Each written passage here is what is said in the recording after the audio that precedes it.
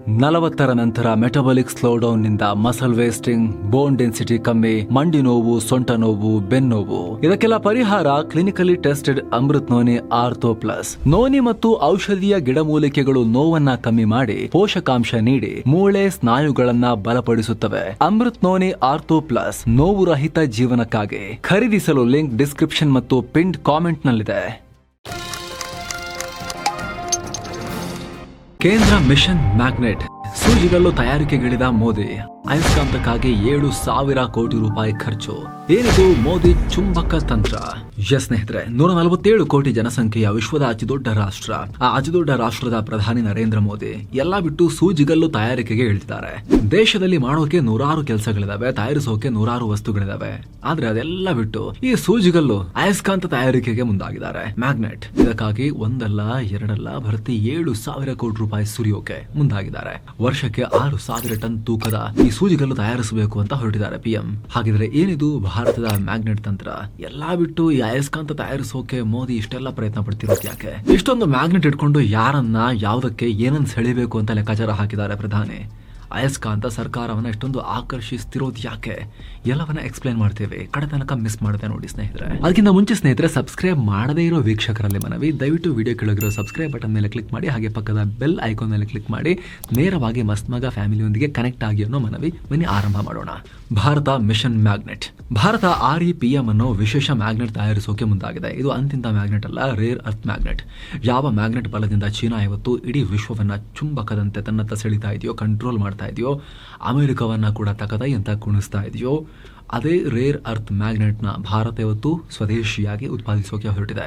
Centred rare earth permanent magnets ಅನ್ನೋ ಬಲಿಷ್ಠ ಅಯಸ್ಕಾಂತಗಳನ್ನ ಸೃಷ್ಟಿಸೋಕೆ ಕೈ ಹಾಕಿದೆ. ಇದಕ್ಕಾಗಿ ಬರೋಬ್ಬರಿ 7,350 ಕೋಟಿ ರೂಪಾಯಿ ಹಣವನ್ನ ಸುರಿತಾ ಇದ್ದಾರೆ. ಆರಂಭಿಕ ಹಂತದಲ್ಲೇ ಸಾಕಾಗಲ್ಲ, ಇದು ಇನಿಷಿಯಲ್ ಲೆವೆಲ್ ನಲ್ಲಿ ಸುರಿತಾ ಇದ್ದಾರೆ. ಈ ಮೂಲಕ ಭಾರತದಲ್ಲಿ ಸಂಪೂರ್ಣ ಸ್ವದೇಶಿ ಮ್ಯಾಗ್ನೆಟ್ ಮ್ಯಾನುಫ್ಯಾಕ್ಚರಿಂಗ್ ಇಕೋಸಿಸ್ಟಮ್ ನಿರ್ಮಾಣ ಮಾಡೋ ಗುರಿಯನ್ನ ಹಾಕೊಳ್ಳಲಾಗಿದೆ.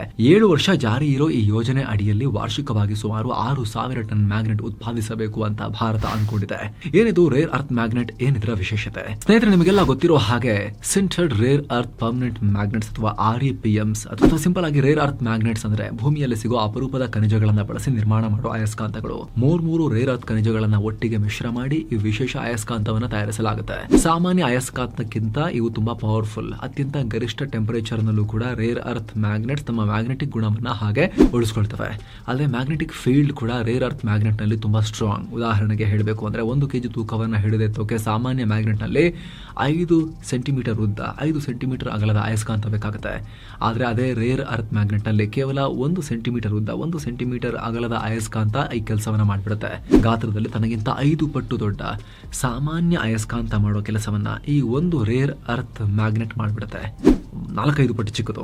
ನಾವಿಲ್ಲಿ ಸಿಂಪಲ್ ಆಗಿ ಅರ್ಥ ಆಗ್ಲಿ ಅನ್ನೋ ಕಾರಣಕ್ಕೆ ತೂಕ ಎತ್ತೋ ಉದಾಹರಣೆ ಕೊಡ್ತಾ ಇದೀವಿ. ಆದ್ರೆ ಮ್ಯಾಗ್ನೆಟ್ ಗಳನ್ನ ಕೇವಲ ತೂಕ ಎತ್ತಕ್ಕೆ ಮಾತ್ರ ಬಳಸಲ್ಲ. ಸ್ಕೂಲ್ ನಲ್ಲಿ ಓದಿದ್ ನಿಮಗೆ ನೆನಪಿರಬಹುದು, ಮ್ಯಾಗ್ನೆಟಿಕ್ ಫೀಲ್ಡ್ ಮತ್ತು ಕರೆಂಟ್ ಗೆ ನೇರ ಸಂಬಂಧ ಇದೆ. ಹೀಗಾಗಿ ಎಲೆಕ್ಟ್ರಿಕ್ ವಾಹನಗಳಲ್ಲಿ ಇದೇ ಜೀವಾಳ. ಮೋಟಾರ್ಗಳಲ್ಲಿ ಮ್ಯಾಗ್ನೆಟ್ಸ್ ಎಲೆಕ್ಟ್ರಿಕ್ ಕರೆಂಟ್ ನ ರೊಟೇಷನಲ್ ಮೋಷನ್ ಅಥವಾ ತಿರುಗೋ ಶಕ್ತಿಯಾಗಿ ಕನ್ವರ್ಟ್ ಮಾಡೋಕೆ ಬಳಕೆಯಾಗ್ತವೆ. ಅದೇ ರೀತಿ ಜನರೇಟರ್ಗಳಲ್ಲಿ ಉಲ್ಟಾ ತಿರುಗುವ ಶಕ್ತಿಯಿಂದ ವಿದ್ಯುತ್ ಉತ್ಪತ್ತಿ ಮಾಡ್ತವೆ.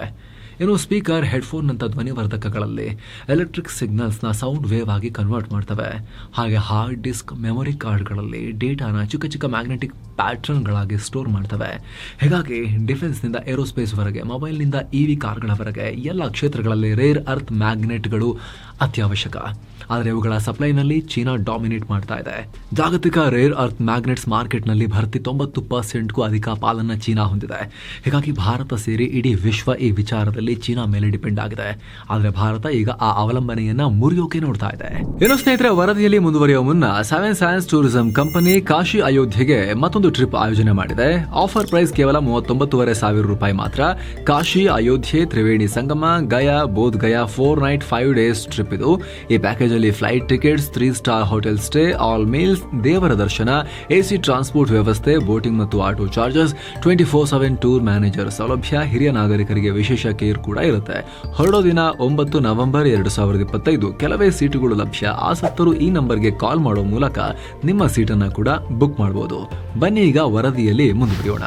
ವರ್ಷಕ್ಕೆ 1200 ಟನ್ ಮ್ಯಾಗ್ನೆಟ್ ಉತ್ಪಾದನೆ ಗುರಿ. ಸ್ನೇಹಿತರೆ, ಸರ್ಕಾರ ಇಲ್ಲಿ ಯೋಜನೆ ತರ್ತಾ ಇದೆ ಅಂದ್ರೆ ಸರ್ಕಾರವೇ ಕೂತು ಮ್ಯಾಗ್ನೆಟ್ ಉತ್ಪಾದಿಸಲ್ಲ, ಖಾಸಗಿಯವರು ಉತ್ಪಾದನೆ ಮಾಡೋಕೆ ಅನುವು ಮಾಡಿಕೊಡ್ತಾರೆ. ಆರಂಭದಲ್ಲಿ ಇದು ಇಂಟಿಗ್ರೇಟೆಡ್ ಮ್ಯಾನುಫ್ಯಾಕ್ಚರಿಂಗ್ ಘಟಕಕ್ಕೆ ಬೆಂಬಲ ಕೊಡುತ್ತೆ. ನಿರ್ಮಾಣ ಆಗೋ ಪ್ರತಿ ಘಟಕ ಕೂಡ ಸಪರೇಟ್ ಆಗಿ ವರ್ಷಕ್ಕೆ 1200 ಟನ್ ಮ್ಯಾಗ್ನೆಟ್ ಉತ್ಪಾದನೆ ಮಾಡೋ ಸಾಮರ್ಥ್ಯವನ್ನು ಹೊಂದಿರಬೇಕು. ಈ ಯೋಜನೆ ಅಡಿ ಬಿಡ್ ಸಲ್ಲಿಸುವ ಅರ್ಜಿದಾರರು ಕನಿಷ್ಠ ವಾರ್ಷಿಕವಾಗಿ 600 ಟನ್ ಮ್ಯಾಗ್ನೆಟ್ ಹಾಗೆ ಗರಿಷ್ಠ 1200 ಟನ್ನಷ್ಟು ಮ್ಯಾಗ್ನೆಟ್ನ ಉತ್ಪಾದನೆ ಮಾಡೋ ಸಾಮರ್ಥ್ಯವನ್ನು ಹೊಂದಿರಬೇಕು. ಹಾಗೆ ಪ್ರತಿ ವರ್ಷ ತಮ್ಮ ಸಾಮರ್ಥ್ಯವನ್ನು 100 ಟನ್ ಅಂತೆ ಹೆಚ್ಚಿಸಿಕೊಳ್ತಾ ಹೋಗಬೇಕು.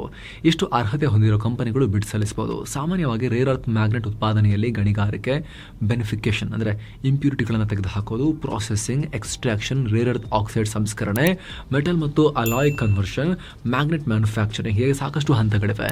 ಈಗ ಭಾರತ ಈ ಯೋಜನೆಯಲ್ಲಿ ಮುಖ್ಯವಾಗಿ ಕೊನೆಯ 3 ಹಂತಗಳನ್ನು ಟಾರ್ಗೆಟ್ ಮಾಡ್ತಾ ಇದೆ.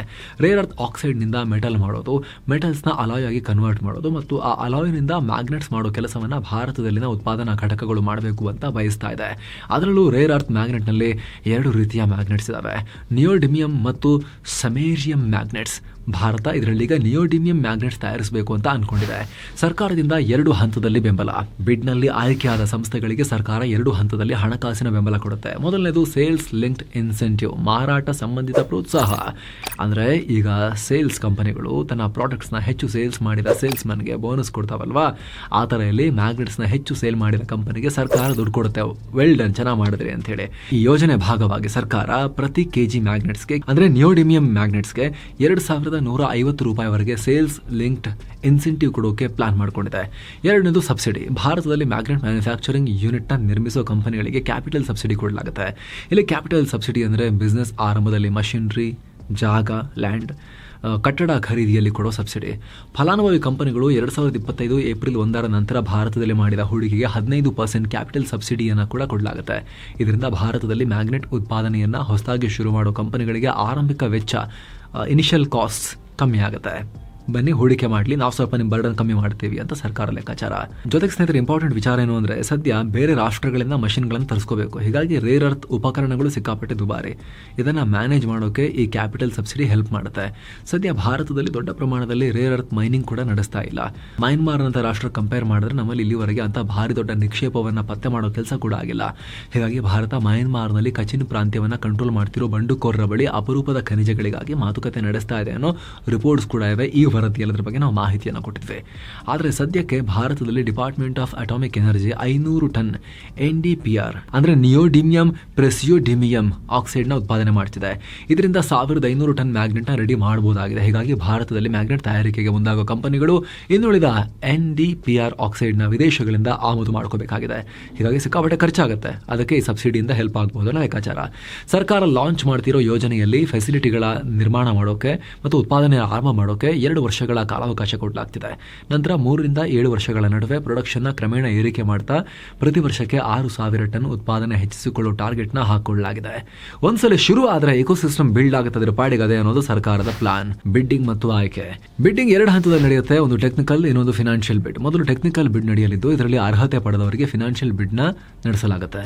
ಬೃಹತ್ ಕೈಗಾರಿಕಾ ಸಚಿವಾಲಯ ಅಂದರೆ ministry of heavy industries global tender inquiry ಮೂಲಕ ಬಿಡ್ ಪ್ರಕ್ರಿಯೆ ನಡೆಸುತ್ತೆ. ಕಡಿಮೆ ಇನ್ಸೆಂಟಿವ್ನ ಕೋಟ್ ಮಾಡಿದ 5 ಅರ್ಜಿದಾರರು ಈ ಯೋಜನೆಗೆ ಅರ್ಹತೆಯನ್ನು ಪಡ್ಕೊಳ್ತಾರೆ. ಆಯ್ಕೆಯಾದ 5 ಸಂಸ್ಥೆಗಳಿಗೆ ಅವರ ಉತ್ಪಾದನಾ ಸಾಮರ್ಥ್ಯಕ್ಕೆ ತಕ್ಕಂತೆ ಇನ್ಸೆಂಟಿವ್ಸ್ ಕೊಡಲಾಗುತ್ತೆ. ಯೋಜನೆ ಅನುಷ್ಠಾನವನ್ನು ಕೈಗಾರಿಕಾ ಸಚಿವಾಲಯ ಖುದ್ದು ಮಾನಿಟರ್ ಮಾಡುತ್ತೆ.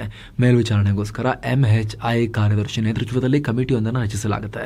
ಈ ಸಮಿತಿ ಯೋಜನೆಯಲ್ಲಿನ ಪ್ರಗತಿ, ಸವಾಲು ಮತ್ತು ಟೈಮ್ ಲೈನ್ನ ಅಚೀವ್ ಮಾಡ್ತಾ ಇದ್ದಾರಾ ಅನ್ನೋದನ್ನ ಕಾಲಕಾಲಕ್ಕೆ ರಿವ್ಯೂ ಮಾಡುತ್ತೆ. ಈ ಹೊಸ ಯೋಜನೆ ಇತರ ಸರ್ಕಾರಿ ಯೋಜನೆಗಳಿಗಿಂತ ಡಿಫರೆಂಟ್ ಆಗಿ ಇಂಡಿಪೆಂಡೆಂಟ್ ಆಗಿ ಕೆಲಸ ಮಾಡುತ್ತೆ. ಅಂದ್ರೆ ಬೇರೆ ಸರ್ಕಾರಿ ಯೋಜನೆಗೂ ಇದಕ್ಕೂ ಸಂಬಂಧ ಇರೋದಿಲ್ಲ. ಇಂಡಿಪೆಂಡೆಂಟ್ ಸ್ಕೀಮ್ ಇದು. ಭಾರತಕ್ಕೆ ಬೇಕಿದೆ ಭಾರಿ ರೇರ್ ಅರ್ತ್ ಮ್ಯಾಗ್ನೆಟ್ಸ್. ಒಂದು ಅಂದಾಜಿನ ಪ್ರಕಾರ ಸದ್ಯ ಭಾರತಕ್ಕೆ ಪ್ರತಿ ವರ್ಷ 4010 ಟನ್ ರೇರ್ ಅರ್ತ್ ಮ್ಯಾಗ್ನೆಟ್ಸ್ನ ಅವಶ್ಯಕತೆ ಇದೆ. ಇವಿಗಳಿಗೆ 1200 ಟನ್, ಸ್ಮಾರ್ಟ್ಫೋನ್ ಕಂಪ್ಯೂಟರ್ಸ್ಗೆ 380 ಟನ್, ಸೋಲಾರ್ ಪವರ್ಡ್ ಪಂಪ್ಸ್ಗೆ 110, ಹಾಗೆ ವಿಂಡ್ ಟರ್ಬೈನ್ಗೆ 1050 ಟನ್ ರೇರ್ ಅರ್ತ್ ಮ್ಯಾಗ್ನೆಟ್ಸ್ನ ಅವಶ್ಯಕತೆ ಇದೆ. ಭಾರತ ಆಲ್ಮೋಸ್ಟ್ ಎಲ್ಲಾ ರೇರ್ ಅರ್ತ್ ಮ್ಯಾಗ್ನೆಟ್ಸ್ನ ಆಮದು ಮಾಡ್ಕೊಳ್ತಾ ಇದೆ, ಚೀನಾದಿಂದ ತರಿಸ್ಕೊಳ್ತಾ ಇದೆ. ಅಲ್ಲದೆ ಅವಶ್ಯಕತೆ ವರ್ಷದಿಂದ ವರ್ಷಕ್ಕೆ ಏರಿಕೆ ಆಗ್ತಾ ಇದೆಯಲ್ವಾ. 2030 ವೇಳೆಗೆ 8220 ಟನ್ ರೇರ್ ಅರ್ತ್ ಮ್ಯಾಗ್ನೆಟ್ಸ್ ಬೇಡಿಕೆ ಸೃಷ್ಟಿಯಾಗುತ್ತೆ ಅನ್ನೋ ಲೆಕ್ಕಾಚಾರ ಇದೆ. ಹೀಗಾಗಿ ನಾವೇ ನಿರ್ಮಾಣ ಮಾಡಿಕೊಳ್ಳೋದು ಅನಿವಾರ್ಯ. ಇಲ್ಲ ಅಂತ ಹೇಳಿದ್ರೆ ಮಾಡರ್ನ್ ಯುಗದಲ್ಲಿ ಅದಕ್ಕೆ ಬೇಕಾದ ಎಲ್ಲದಕ್ಕೂ ಇದು ಈ ರೇರ್ ಅರ್ತ್ ಮ್ಯಾಗ್ನೆಟ್ಸ್ ಅವಶ್ಯಕತೆ ಇರೋದ್ರಿಂದ ಚೀನಾ ಕೊಟ್ಟಿಲ್ಲ ಅಂದರೆ ನಮ್ದಿಲ್ಲಿ ಮೋಟ್ರೇ ಆನ್ ಆಗಲ್ಲ ಅನ್ನೋ ಪರಿಸ್ಥಿತಿ ಬರುತ್ತೆ ಇವಿಗಳಲ್ಲಿ.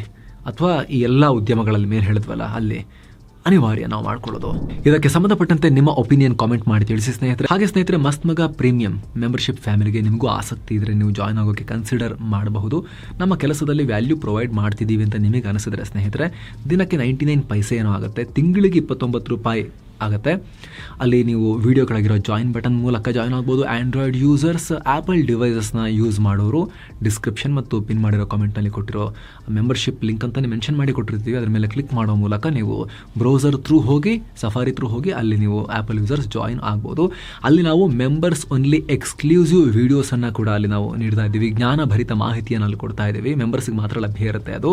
ಹಾಗೆ weekly members only live interactions, members questions, ಹಾಗೆ ಮೆಂಬರ್ಸ್ ಓನ್ಲಿ ಪೋಸ್ಟ್ ಈ ರೀತಿ ಎಕ್ಸ್ಕ್ಲೂಸಿವ್ ಬೆನಿಫಿಟ್ಸ್ನ ಮೆಂಬರ್ಸ್ಗೆ ನಾವು ಕೊಡ್ತಾ ಹೋಗ್ತಾ ಇದ್ದೀವಿ. ಆಲ್ರೆಡಿ ಶುರು ಕೂಡ ಮಾಡಿದ್ದೀವಿ ಸ್ನೇಹಿತರೆ.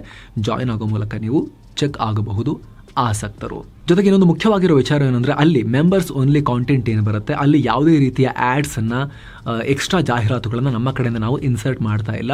ಸೊ ಮಸ್ತ್ ಮಗ ಪ್ರೀಮಿಯಂ ಮೆಂಬರ್ಶಿಪ್ ಫ್ಯಾಮಿಲಿಯ ಸದಸ್ಯರಿಗೆ ನಾವು ಪ್ರೀಮಿಯಂ ಎಕ್ಸ್ಪೀರಿಯನ್ಸ್ ಕೊಡೋ ಪ್ರಯತ್ನವನ್ನು ಅಲ್ಲಿ ನಡೆಸ್ತಾ ಇದ್ದೀವಿ ನಮ್ಮ ಕೈಲಾದಷ್ಟು. Thank you so much. ಮತ್ತೆ ಭೇಟಿ ಆಗ್ತಿರೋಣ ಸ್ನೇಹಿತರೆ. ನಮಸ್ತೆ.